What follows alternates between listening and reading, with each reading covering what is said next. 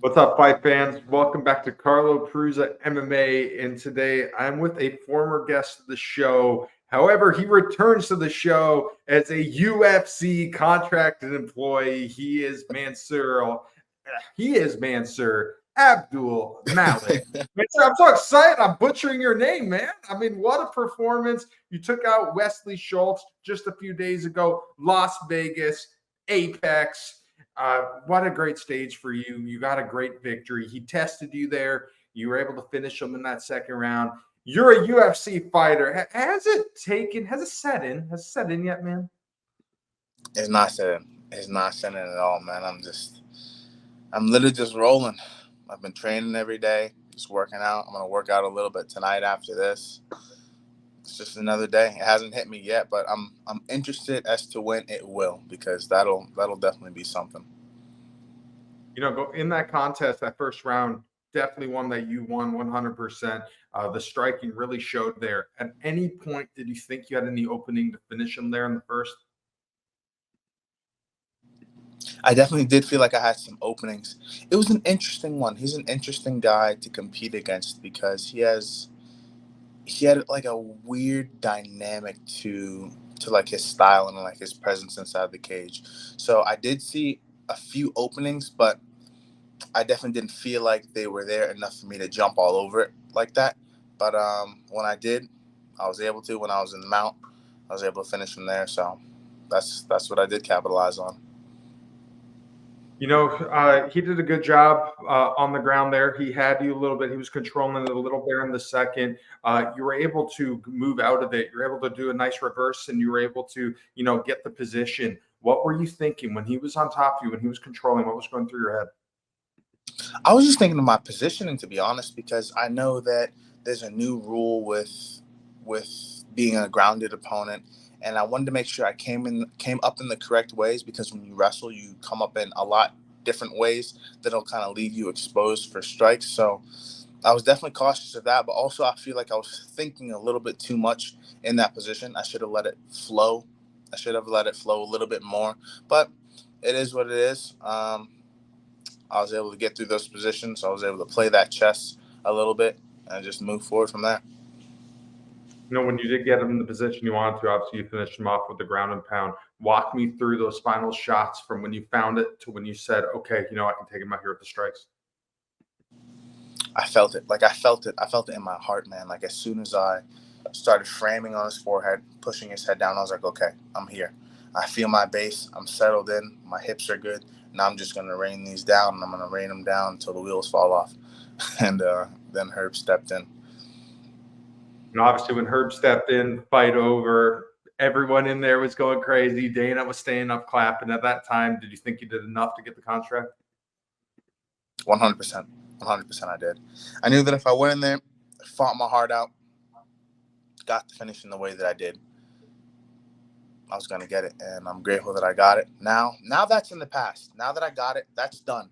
That happened, three days ago? So that's done. Now there's new work. Now there's new objectives. Now there's new goals. And I'm focused on those. So, following the contest to get the job done, then you had to go in the back. You had to meet up with Dana. You had to meet up with other fighters. When you were going through there, when you were waiting for your name to be called, what were you thinking? What was going through your mind? I was excited, man. I was excited and I was happy, and I just had this very, very heavy feeling of positivity. There was nothing negative going through my mind, and I was really just kind of thinking about my performance. I was breaking that down. I think you could see me when I was sitting inside that chair. I was squinting a little bit. I was just thinking about that performance and how I could have done better, what I could have done better, and how I could have done things maybe a little bit differently when it comes to a fighting perspective. And then I hear all of a sudden Dana say, "You're in the UFC." So I just did a little trot over there, and then I was focused on that. Paul Felder mentioned on the broadcast a little earlier he was having lunch or whatever with your coach, Eric Nissick. Did something happen with you not being able to find a sauna or something and you had to call Eric? Man, there was a few things going on. There's so many things that may happen with like a weight cut and like the final bits of preparation that not a lot of people know about. But but I was able to get it done. There was some things going on with some sauna choices, but I was able to get one, lock in on one, and just cut that last little bit of weight. So it was all good. Now, what was that like celebrating? Your teammates were there. Obviously, Eric Nissick, head coach, Chris Curtis was there. What was it like celebrating with those guys after the fight? It was beautiful, man. It was beautiful. After so much hard work, after so much focus and so much dedication on this one singular thing, and really kind of being selfish when you're getting ready for a fight. There's a heavy sense of selfishness because it's all about you, right? It's all about your diet, it's all about your camp, it's all about the things that you need to do in order to prepare, and that's all well and good. But then afterwards, you got to kind of let that go and express that gratitude to those people that have helped you, that have been there for you, the entire time, listening to you kind of maybe moan and complain and talk about yourself and be all about yourself. So it was beautiful to be able to express that gratitude, to thank those people, and to have them there in that moment as well. I saw on Instagram you guys went out after the fight. You ate at a nice restaurant. Did they flip the bill on you? Were you responsible? I mean, it's yes. Let's say they did, but hey, man, I'm grateful to be able to pay that and just experience a good time with my friends and family and teammates. But that's all well and good. There's many more to come. You touched upon it a little bit already, but you won on the Contender. You got that UFC contract. But in your mind right now, have you felt like now it's the time to start? You haven't accomplished anything yet, but now you make your mark going forward? You couldn't have said it better, man. That's done. That's in the past. See you later. I've got the contract. That's written. That's written, right? Now that's not a contract to me. That's an opportunity. That's an opportunity that I have right now to exhibit my skills, to exhibit who I am, and to lay my claim as to why I should be a part of these top echelon fighters, a part of this business, a part of this company. This is my opportunity, right? And I'm making no mistakes. I'm cutting no corners, and I'm not messing around. I'm not messing around. That's done. There's new work to be had. There's new goals that are on the vision board, and I'm focused on that, man. The Contender Series is a beautiful experience. That contract is a great thing, but that's done. Now we're here. Now we're here, and it's time to climb. Now following the victory, having this all behind you, what's next? I mean, are you hoping to get a fight soon? Are you staying ready every day in case something short notice comes up? What are you thinking on that regards? 100%. 100%. I'm looking for something soon. There's no date yet, no opponent yet, no really heavy thoughts on that. But I'm staying ready and staying prepared. That next day, I went to practice. That following day, I went to practice. So I'm here. I'm fresh. I'm ready. And I'm prepared for the next opportunity to arise. What's the response been like from people on social media, from the fans? Have you noticed a difference? Have you gained some followers since Tuesday? Are you feeling some hype? I've gained a lot of followers. Sort of in life, people like thanking me, and people showing excitement and saying, "Oh man, I'm a fan here now." But then you also get the other side of the spectrum. You get the haters. You get the people that are kind of like casuals. You get the people that kind of want to spew a little bit of negativity. But I love every single bit of it. I was telling myself a little bit earlier, this is a spectacle. This is a spectacle, and the spectacle wouldn't be the spectacle if you don't have both sides of that spectrum. If you don't have the positive and the negative, and I'm grateful for it all. But in addition to that, I don't hear any of it. I don't hear the good or the bad. I listen to my circle. I'm focused on my objectives. I'm focused on the things that I need to do and accomplish every single day. I'm grateful for the positive. I don't hear anything with the negative. So I acknowledge it, but it's not really there. It's not really there, man. But I understand that it creates the spectacle and it creates the excitement that is MMA. So that's what that is, man. And it's nothing new. I've seen this in my mind so many times. I've viewed it from the perspectives of like other fighters and seen what they had to go through. So it's beautiful. I'm excited, and honestly, it just puts a smile on my face. Both sides, the good and the bad. When people watch UFC pay-per-views, fight nights, they see the spectacle with the music, them walking out. It's like a whole show. Contender Series a little different, man. I mean, you're walking out there, no music. I mean, it is raw. It is different.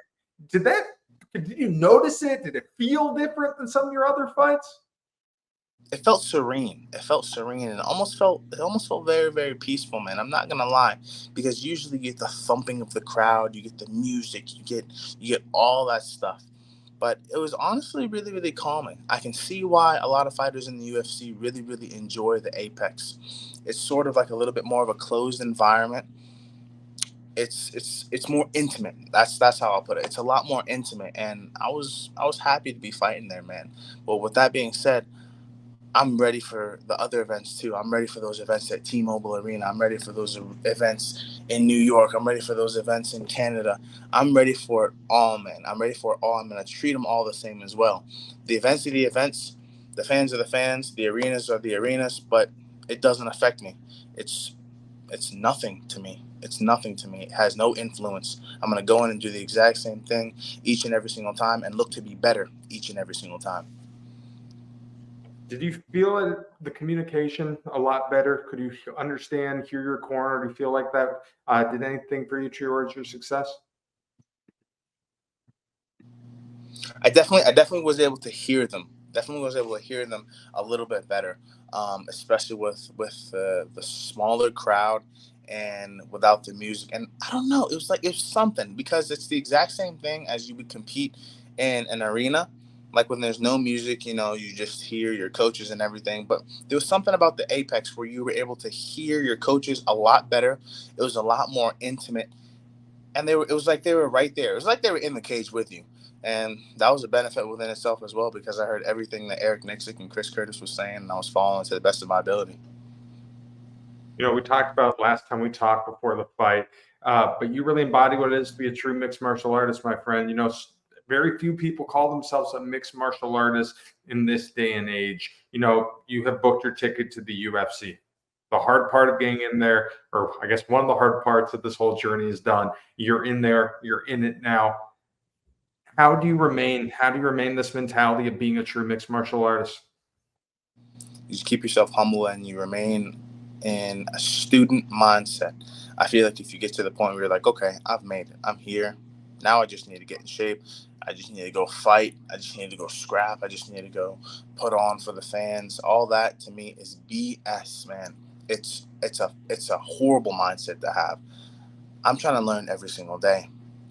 My ego is down here. It's super, super, super low. I want to absorb every single thing that I hear. I want to absorb every single thing that I see. I want to use what is useful, and I want to discard what isn't. Some Bruce Lee stuff. And I just want to remain in that student mindset and mentality. And I just want to make sure that I'm improving in every single area, not just as being a fighter. This is one of the last things that really matter. The other areas of your life sort of have to be in order, or you have to at least be trying to improve in those other areas of your life before you get to that cage. This is one of the things, and I'm trying to check off every single thing, and I'm doing really, really well right now. I'm grateful to be doing really, really well, and I just want to stay within this improvement, moving forward idea, mentality, mindset, whatever you want to call it. You talked to me before and mentioned how big of inspiration your dad is to you. It's a guy that has helped mold you, helped shape you. This idea of being a true mixed martial artist, the respect, the honor, does this stem from your father? No, actually. So my father, he's very, very versed within the intimacy of combat and fighting. He was a U.S. Marshal for 24 years, so he's familiar within that. But being a martial artist and this mindset that I have, and the kind of philosophical approach, these are things that I've picked up along the years of doing this, along the years of seeing my coaches and picking from different people within this. It's come from me studying and doing things on my own and trying to embody this lifestyle. So it really didn't come from him. Many things do come from him, but this comes from me being on this journey and actively seeking knowledge. I think you mentioned to me before. How many brothers, sisters do you have? It's a lot, isn't it? Isn't it like Yeah. 9? So I'm one of 10. I'm the oldest boy of 5 boys, and I have 2 older sisters and 3 younger sisters. What was it like growing up with a family like that with so many brothers and sisters? You were doing UFC fights before the UFC? chaos, and 100%. It was absolute chaos. We were having little cage fights and octagon fights for years before I was even thinking about this. What was the family support like? Did every single one of them call you after the fight? A lot of them did. Especially my brothers. And there were some people that did stick out. A lot of my brothers stuck out. My mother definitely stuck out. My older sister definitely stuck out. And really, it was like it was just a lot of messages of, it's been a long time coming. Now we understand. Now we understand. You're not so crazy now. Because before the UFC, when you're kind of like in the lower organizations, it's like, he's crazy, you know? He's just training to go fight other people inside of a cage for X amount of money. He's insane. What is he doing? This isn't going to pay off. This isn't right. He needs to get a regular job. But now, when you have those 3 letters attached to your career or attached to your name, it's like, okay, this makes sense now. He wasn't so crazy. Now it means something. At what point in your career did you think, I was going to be able to make it to Contender? Actually, not even maybe I will make it. You told me last time, this is something you envisioned. You knew this was going to happen. Yes. At what point in your career did you say, okay, the Contender is how I get in the UFC? Man, there wasn't even like a thought of that. The first time I ever even knew about the Contender series, when I knew that it debuted, when I knew that this was an option or this was a way in order to get to the UFC, I'm not even thinking, this could be something that it was like automatic. Okay, this is an option. This is an avenue. This is an avenue to get to where I want to be. Period, point blank. There wasn't like a thought of, okay, maybe, okay, well, this could possibly be something that I could do. Okay, I hope I get this. I'm like, Contender series, I can get in there short notice. I can get in there a regular debut. It doesn't matter. As long as I kick down those doors and step my foot in there and have the opportunity to make my UFC debut, it's all well and good. I don't care how I get there. So I saw it. I thought, okay, this is an avenue. And I just took it as that. And what's the ultimate goal, man? What's next? What's next? You got in, but what's the greater goal here? What do you want to accomplish? The greater goal is 2-weight world champion. 2-weight world champion, middleweight, light heavyweight, or we could be looking at that heavyweight title one day. But I'm growing. I'm still a young fighter. I'm still a young man. But I have my eyes set and locked on that goal, in addition to getting all the money that I possibly could get and then bouncing and disappearing like a ghost, never to be seen again. How important is it for fighters to recognize that they can only do this for so long and you really only have a small period to do this? I think it's essential.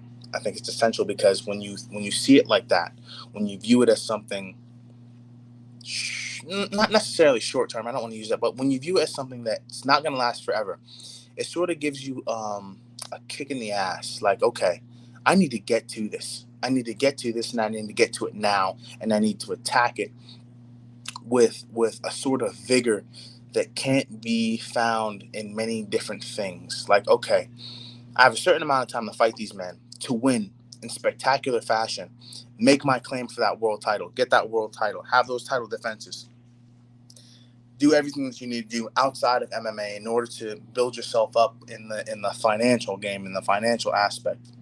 And there's so many little things that you need to check off.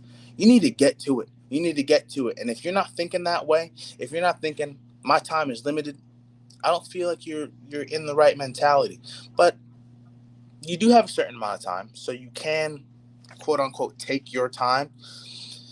But man, you need to get to it. You need to get to it. I'm 26 now.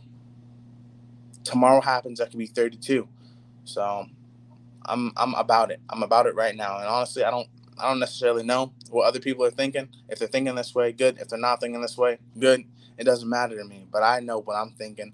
I know where my motivation lies. And I know that I'm extremely motivated and there's a fire lit within inside of my belly.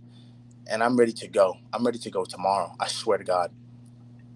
No, I truly do think that you can make an impact in the division right off the bat. I think the world's going to know who Mansur Abdul-Malik is pretty quickly here if they don't already. Tonight, some big middleweights fighting. Dricus du Plessis, Izzy Adesanya. Are you already keeping tabs on the middleweight division like this? Are you watching this fight tonight and be like, you know what? There's a good chance I might win the belt from one of these gentlemen? Been watching it, been studying it, been analyzing it, my man. I'm seeing it, I understand it. And you couldn't have said it better. I'm seeing it. Those are the men that have the belt right now. I love MMA. I'm a fan as well. But also, before that fanfare, before being a fan, before watching it as a spectator or any of that stuff, I'm watching it in a cerebral way. I'm studying these people. I'm studying these men because one day soon, I'm going to be competing against them. You know, there's a couple guys that you even train with, middleweights. Mr. Sean Strickland, obviously at the top there, probably is going to get the winner of tonight. Those guys, even potentially Chris Curtis, do you think, hey, maybe one day, you know, I might have to fight my teammates? Does that go through your head? What goes through my head with those guys is that I fight them every day. I know how those things go. I know that when that bridge comes, we'll assess it like men and we'll see what path we take. But all I know is that we fight and we compete every single day inside of that gym. And more importantly, I'm grateful for those men and I'm grateful for the time that they've been able to place within me, inside of my training camp, the things that they've been able to teach me. So before any of that, before any thoughts like that, I'm grateful. I'm grateful for them. I understand that they're in a position that I want to be in terms of ranking, in terms of championship status, in terms of being a UFC fighter in the middleweight division. I understand that and I see that. So when that bridge comes, we'll see. But right now, I'm not even thinking about that. I'm thinking about those guys that are outside of my gym. I'm thinking about those guys that are not a part of my team. I'm thinking about them. Honestly, I'm not even thinking about them, but those guys are on my hit list. I'll say that. Now, Sean Strickland, we talked about a little last interview. Definitely a character on TV, outside TV. Do you have any good one-liners for you? Any good comments for you following the victory? Man, he's had a few, but I think one of my favorites that comes before the fight, in camp, in training, is don't be a pussy. Don't be a pussy. I think that's something that can resonate with so many different people because I feel like we can get caught up in the comfort of the regimen and the comfort of the routine. Show up, train a little bit, sweat a little bit, move forward. But once you hear that from another man, it's like, okay, I gotta get myself together because it's go time today.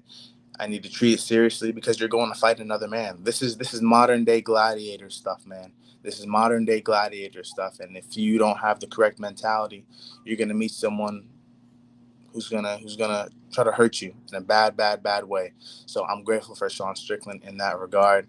And there's many things he says, but I think that's one of my favorites for sure. You know, last time we talked a lot on how the sport has changed, how personality is really taking the forefront. And if you have personality, if you play a character, if you have a facade, you can skip the line essentially. There's ways certain guys who get title shots just because they're popular and they sell. I want to talk about a little different avenue, but related to the same topic. In addition to that, I think a byproduct of that is this new casual fan. It is very difficult to watch a fight at a bar in the stands of the UFC when you're beside some of these people, whether they be drunk or just going crazy, you know, not booing for ground game maneuvers, booing when guys are trying to change positions, using weird terminology, twist them in the, you know what, like all this stuff. Now you're watching the press conferences. And I don't know why these guys want to mess with guys like Strickland. You see influencers trying to spar him and saying, I can knock you out.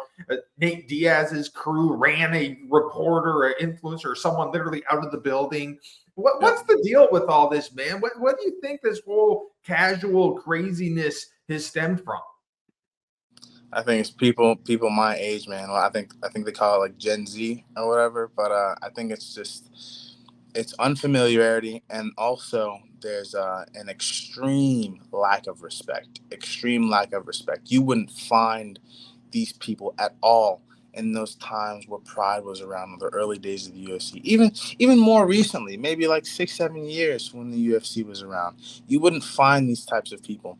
But I feel like the respect is just lacking. The respect is just lacking, and I want to be one of those people that bring that authenticity back, that forces that respect to be there. I feel like there's a lot of fighters and a lot of people that do force that respect to be there, but there may not necessarily be enough. There may not necessarily be enough of those people and of those fighters that demand that respect, that demand that authenticity. But also, we got to be grateful for those people. We got to be grateful for those fans, because if you think about it, those are the types of people that kind of build the sport up to be a little bit bigger, because those older days, the sport may not have been as big, but it was definitely a lot more authentic. So it's an interesting one. It's an interesting one for sure. And I just feel that you have to use the things that are available to you in the sport. All the fans. Okay, these guys talk good. Amazing. Thank them. Be grateful. Okay, these guys talk bad. These guys are ignorant, quote unquote. These guys don't know much about the sport. Okay, they're there. They can build a person up. They can build a fighter up. They can build that excitement up, especially people around my age, especially the younger generation. So I feel like it can be a good thing. It can be a positive thing if you know what its purpose is for. If you understand what I mean. So. I've coined my own mixed martial arts term that I'm going to take credit for one day when it blows up and becomes an actual term. But I think the reason we're seeing this is because of the McGregor effect. Like him, hate him, Conor McGregor revolutionized combat sports. I mean, the man is simply a genius of what he did here. Now, with it, you can see the pros of it. You can see the cons with it. So many people watch it. Now, people who are not intelligent are watching it, but, whatever. Do you think Conor McGregor's revolutionized the sport? Absolutely, 100%. 100%. He's revolutionized it. He's brought a lot of good and maybe a lot of not so good, but it's all good when it comes to the idea of entertainment. What is the mark that you want to have on people? What do you want people to take away from watching you fight and following your career?